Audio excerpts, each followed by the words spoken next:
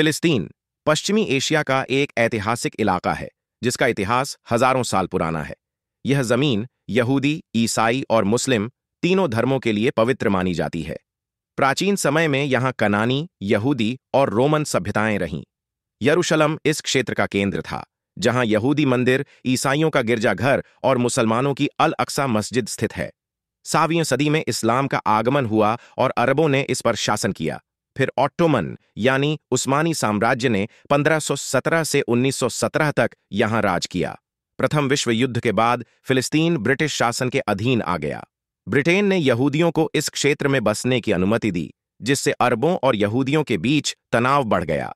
1947 में संयुक्त राष्ट्र ने इसे 2 हिस्सों में बांटने का प्रस्ताव दिया, एक यहूदी राज्य और एक अरबी राज्य।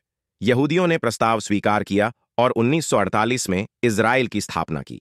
अरब देशों और फिलिस्तीनियों ने इसका विरोध किया और युद्ध शुरू हो गया। इस युद्ध में लाखों फिलिस्तीनी अपने घरों से बेघर हो गए, जिसे नकबा कहा जाता है, यानी विनाश। 1967 की जंग में इजराइल ने वेस्ट बैंक, गाजा पट्टी और यरूशलेम के पूर्वी हिस्से पर कब्जा कर लिया।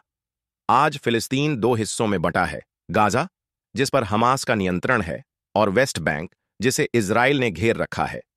फिलिस्तीनी लोग अब भी अपनी आजादी और देश की मांग कर रहे हैं। फिलिस्तीन का इतिहास सिर्फ एक भूमि की कहानी नहीं है, यह न्याय, पहचान और इंसाफ की लड़ाई का इतिहास है। शांति की कोशिशें जारी हैं, लेकिन समाधान अभी दूर है।